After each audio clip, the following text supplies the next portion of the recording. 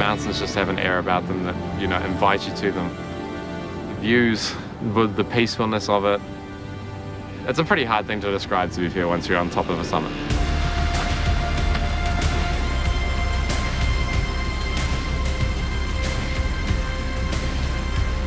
This is what it's about.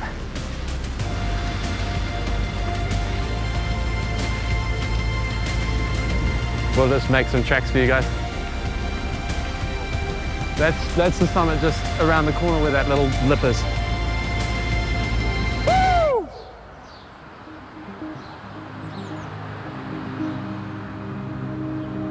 My name's Glenn Phillips. I'm a professional cricketer for the Black Caps for New Zealand. I'm an all-rounder, which basically means I bat and I bowl. Bit of Glenn Phillips. Phillips looks like, to me, the cricketer that has not got one negative bone in his body. Catch! Yeah! Is it out? First ball!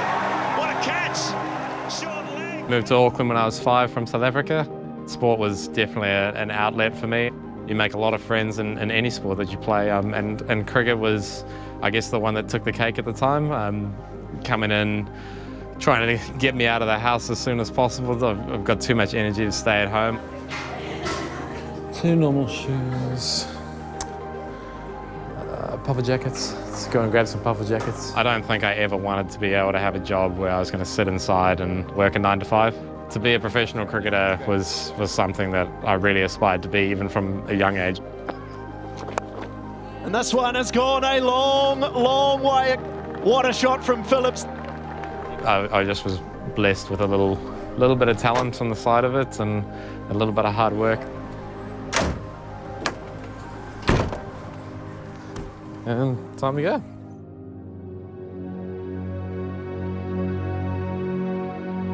I mean, as a kid, to be fair, I was scared of a lot of things. I think as I got older, I definitely got more into my adventure and I guess pushing the limits of what my body could do. I got into things like big wave body surfing, hiking, mountain climbing, just getting myself out there a bit more, effectively going for what I wanted to in life. From young even to right now, it's definitely the fact that I can't sit still and just a little bundle of energy. Thank you.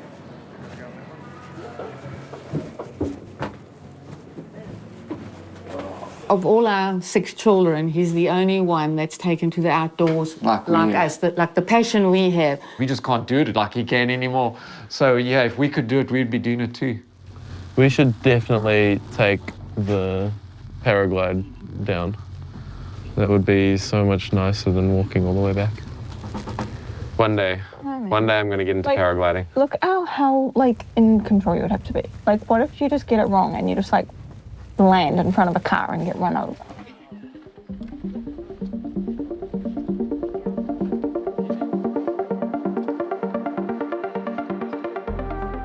Last year, in the last 365 days, I was at home 12 days. You have to go where the work is, and a lot of our stuff is overseas, playing as overseas contracted players. We've effectively got to be away at least half the year to constantly earn all year round, which is pretty tough at times. It's definitely not the easiest thing in the world, but this year I've managed to already spend 14 days in my own bed, which is fantastic. So our wedding photos were on that little shelf that's just below the snow line up on Cecil Peak. Did you walk up here or chop? Yeah, chop it up there.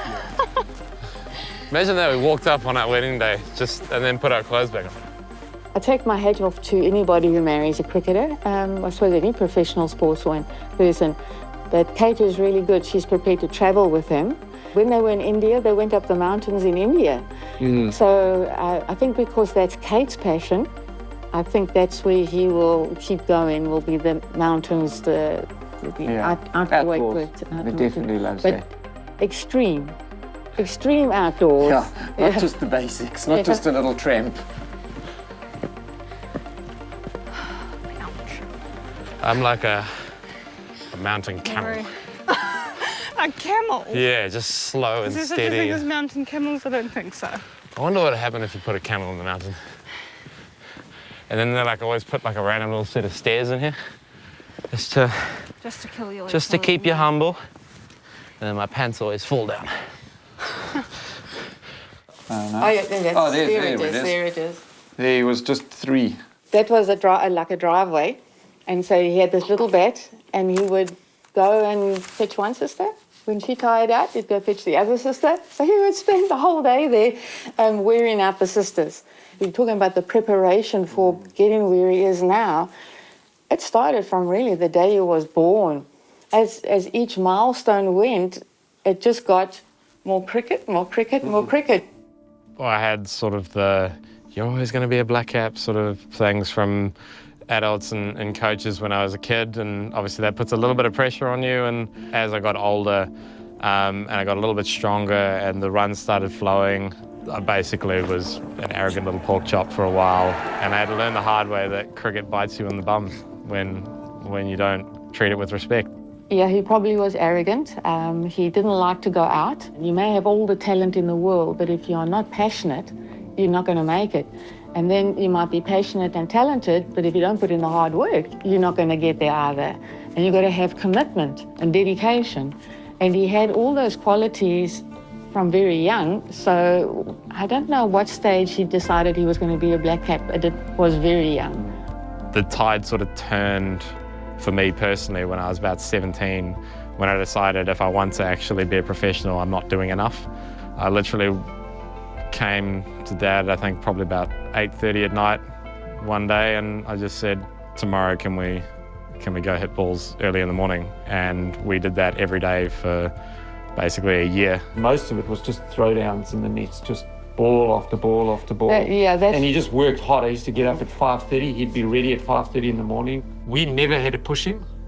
The time that he put in with me, the things that we worked out, helped push me to that next level. At the end of that year, I made my professional debut. First T20 International 100 for Glenn Phillips. Fastest by a New Zealander. I'm Dale Phillips, Glenn's younger brother, and vault alongside him, hoping to one day play black caps with him, I guess. He's bubbly, he's a people person. His whole life evolves around making people happy and actually getting amongst people. He hates being by himself. He just wants to, improve people's lives and just be around other people. After games, he's always with fans, and he wants to make friends. He wants to meet people. He wants to see new places. He's a real outgoing person like that.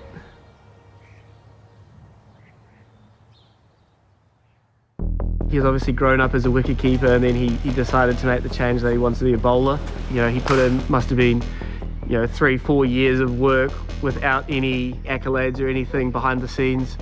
He just stuck away at it, kept pestering, and eventually, he got on that scene and he made the most of it. All right, bit of Glenn Phillips. I'm watching. I do like watching.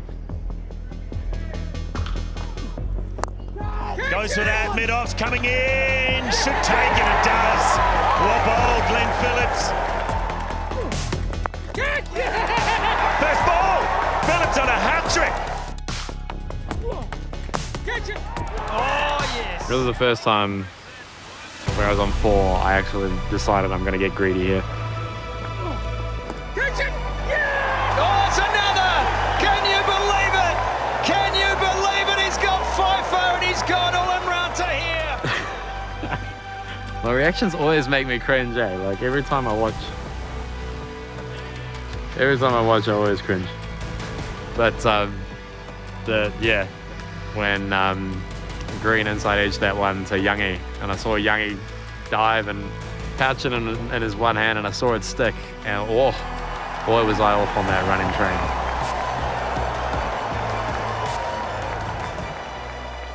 That was next level cool. That was the biggest moment of my cricketing career by far.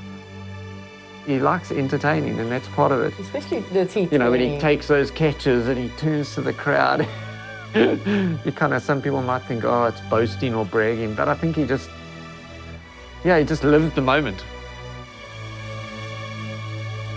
The love for bowling definitely came from just enjoying the feeling of it coming out of the fingers. I feel like it's a harder art, and there's something about doing something that's harder well that's really satisfying. And if things aren't particularly easy, then I'm going to charge at it head on. I feel like this paints an unrealistic picture of how we climb mountains. We just toodle up, Hand in holding hand. hands. Oh, I'm so excited. So, we're about 3/4 of the way up. Summit's sort of just up the point there. We've reached the false summit now. It's slow going, but a little bit mushy. But it seems to be holding for now, and I think so far so good.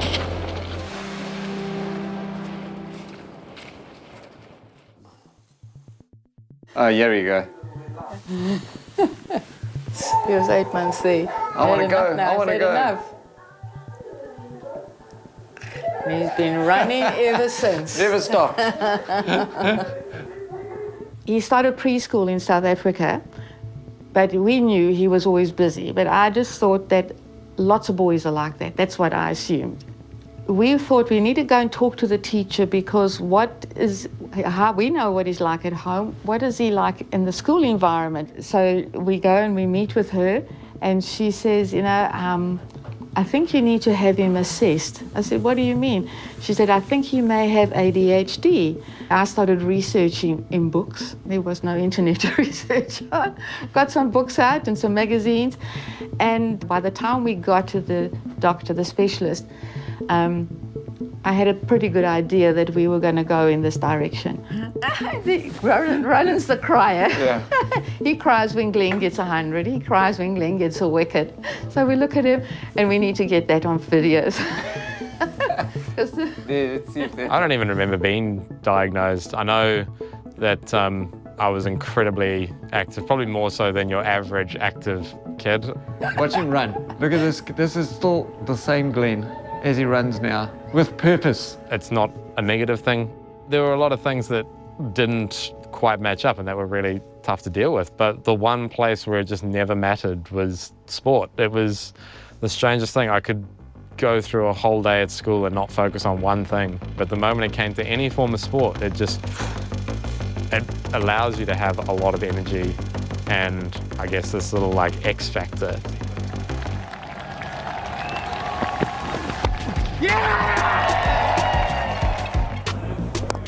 Oh, what a shot that is. Another great shot. I'm still learning the read a room sort of scenario, and I think I'll be learning that for the rest of my life, but it allows me to go 110% on the field and I guess be that entertainment factor. What a wicket and what a catch from Glenn Phillips. Glenn Phillips can't keep him out of the game.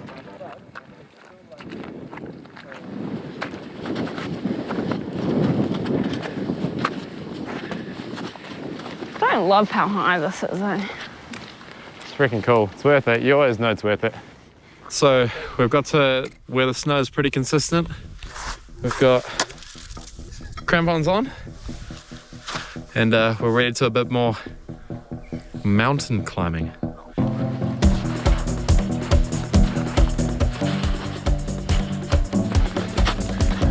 We're actually quite boring people. Most of the time we stay in front of the fire on our couch. No, we don't. This is all just for TV. That's a lie. You're living your best life. Yeah, I'm having a lot of fun. The understanding of who I was as a person, mixed with the ADHD side of things, really came together in, I guess, like a happy little bundle, especially in the Black Caps environment. Anyone with ADHD, that's one of the biggest things. We just want to be accepted and, I guess, enjoyed for what we have. That's the summit just around the corner where that little lip is. That's no fair. I did all the hard work and you beat me to the summit.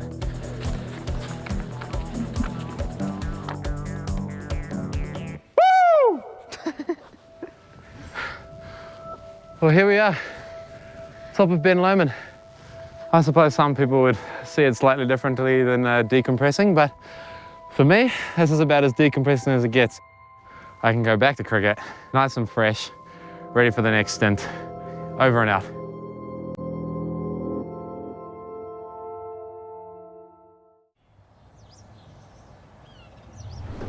I put the thing in there in case you pretend you're stirring and there's a sugar. I'll take a sugar. Thank you. Thank you very much, Steve. It's am I the front seat? Okay. It's not about me. I'm just an extra.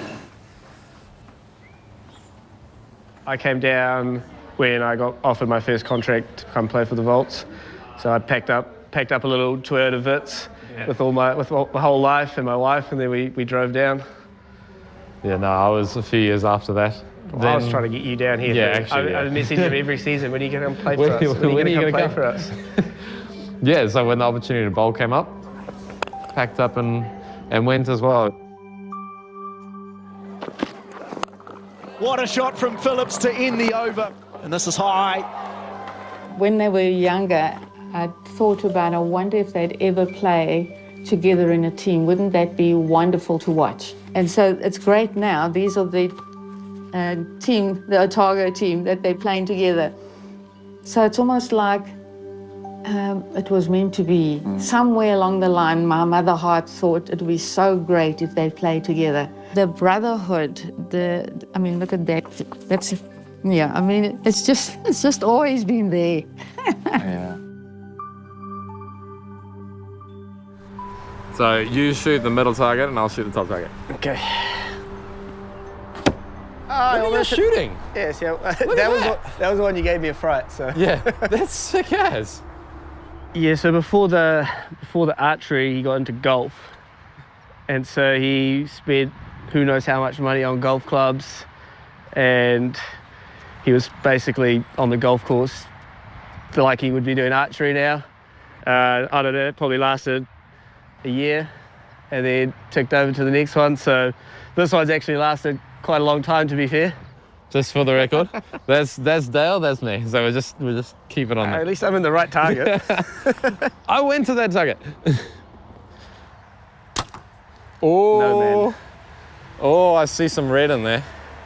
I see red. It's like on the line almost. For me, there's like a whole routine that goes along with shooting that effectively takes the whole result out of it. The more I become results focused and focused on the center of the target, then the harder it becomes to actually hit the center. So for me, taking that piece away, focusing on what I can do, then sort of transferred to cricket quite nicely.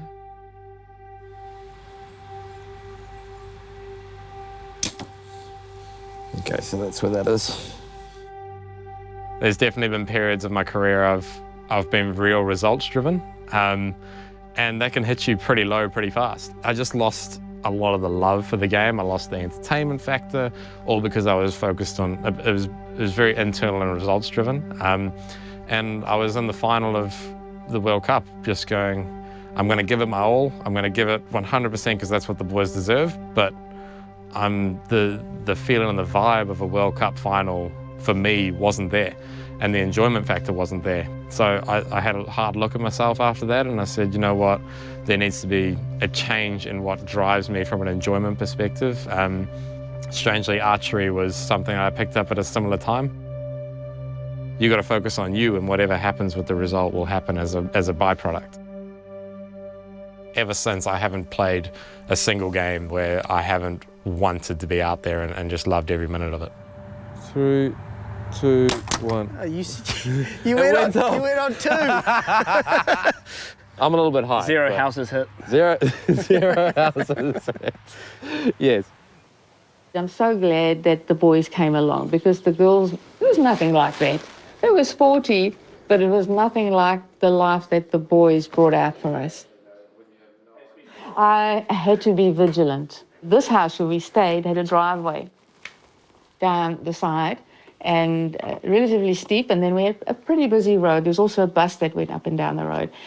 And I just, there was just something like my hair stood up, and I just sprinted to the front of the house, and I caught them coming down in a go-kart that's got no brakes, that doesn't steer very well, and here's Glenn in the go-kart coming full blast down the hill. I managed to grab the reins and pull it into the sidewall. He would have gone straight in the street. I don't know how he thought he was going to stop. He didn't. He would have worried about it when he got there. Yes. We've become high-functioning members of society. As you know, we're out there. We pay taxes. We pay taxes. We've got ideally to hopefully a place that most parents would like their kids to get to. I've always been of the opinion that he's significantly more talented out of the two of us. I'm incredibly proud of him from a big brother perspective. But you know, we're both adults now. We're just best mates. You know. If I had to describe what it was like to be a mom of them, it was never a dull moment and always so much fun. They've done really well, hey? I think they're successful in where they're at, and that's all we can hope for, I suppose, as parents. Let your family grow up and they become successful, and that's what they are. And wholesome men. And yeah, good young men. If I were going to say anything to my younger self, I'd say that by the time you're older, no one's going to care. When I mean by no one's going to care, no one's looking at me and there's no label on my forehead. It's okay to be different. It's okay to have this energy that you're gonna be okay no matter what. You'll find a way. You'll always find a way.